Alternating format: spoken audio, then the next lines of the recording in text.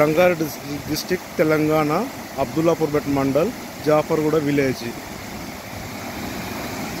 25 August 2024లో ఇది అలుగెళ్తుంది.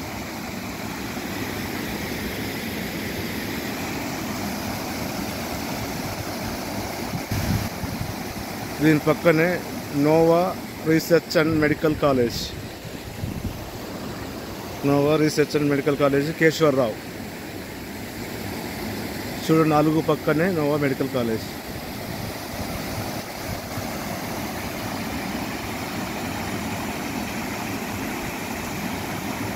అలుగు వెళ్తుంది, తెలంగాణ భాషలో అలుగు వెళ్తుంది.